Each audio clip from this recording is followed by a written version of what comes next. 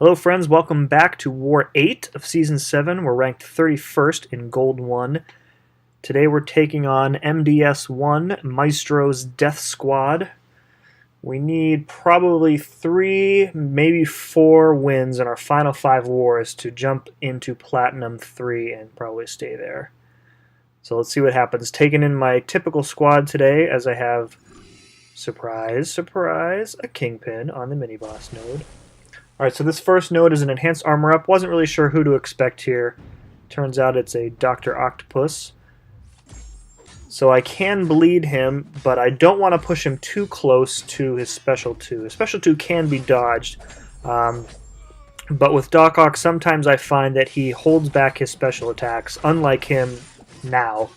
And then I have to hit into his block a lot in order to bait out his special attack. So he also has that annoyingly long reach and really weird, quirky, fast animations. So sometimes I struggle with Doc Ock. This one was pretty cooperative, and he falls flat on his face, dashing in toward me. So overall, a pretty good fight. So next up, we have a Science Champ on the Enhanced Special 2, and it is a Yellowjacket. Now this is interesting because I actually prefer to face Yellowjacket's Special 2. It's much easier to dodge than his Special 1. Another thing I've noticed is that with Blade I had Danger Sense active for these first 2 fights, so you see he didn't even have an opportunity to fire off a Special 1, and he went down. So this is not a villain, and I would have class disadvantage anyway, so I'm going with Void, and it is a Beast. This is the Enhanced Poison node, and I did sit for a while on this node and trying to think for 10-15 seconds if there's any poison enabled mutant champs, and I couldn't think of one. I don't even think there is one, thinking of it now, so I wasn't too worried about it. Beast is, he is what he is. If he tags you and gets a bleed on you, he can do some serious damage. His animations are a little quicker in this fight than typically.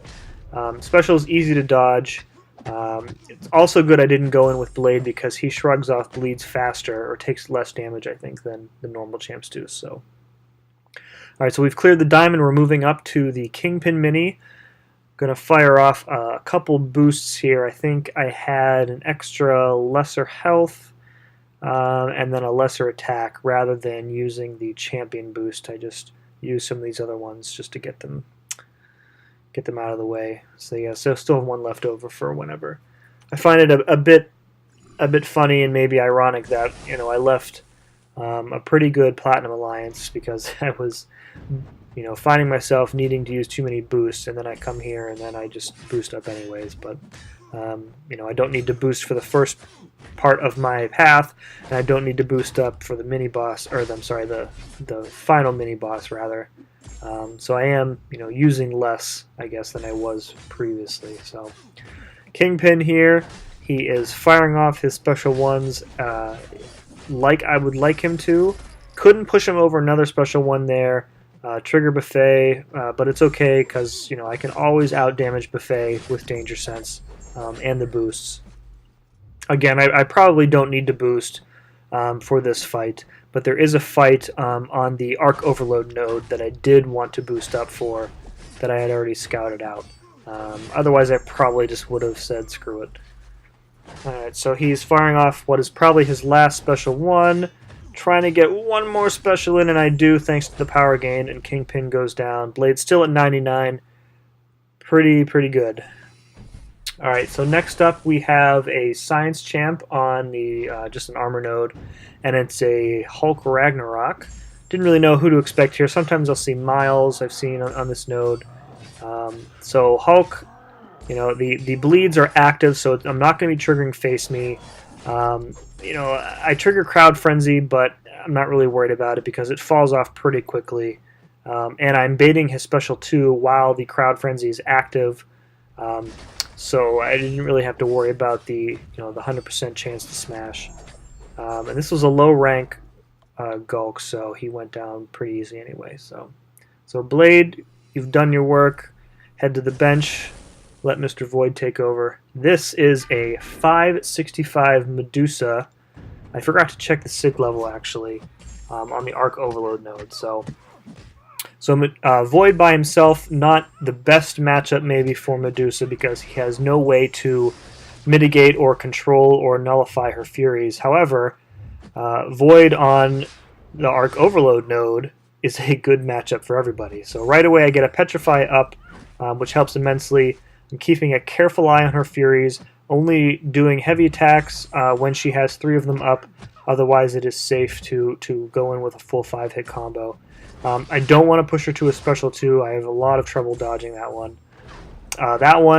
That heavy attack there, I was pretty sure she was going to get final strand or living strands right in the middle of the combo, so I just played it safe, launched the heavy.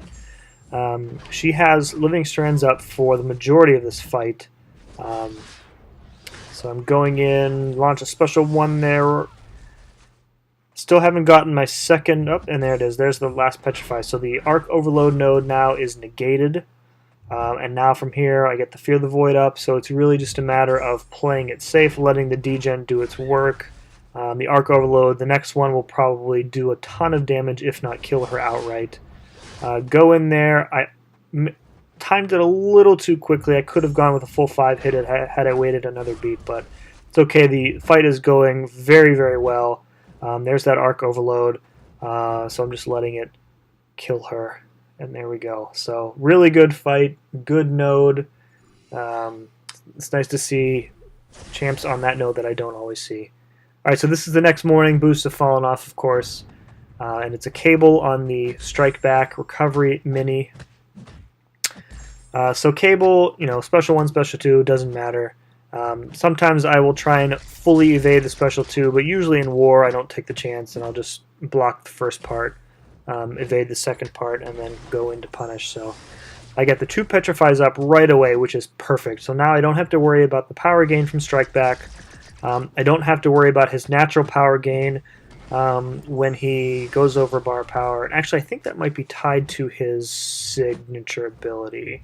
Recording this now, I'm not 100% sure, but I know he does proc a regen at one point here after a bar of power, which gets negated. So degen putting in its work. So really all I have to do is there's the regen I mentioned. All I have to do really is just not die. So sometimes easier said than done. Sometimes the danger with a Cable and his power gain is that if you hit the Strike Back and you push him over a bar or even 2 bars of power, sometimes he can proc a power gain or even a double power gain, and then he's at his special 3 before you know it.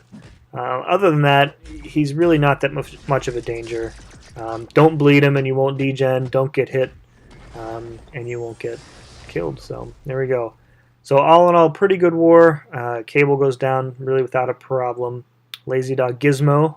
I had a dog named Quizno once, not Gizmo, but...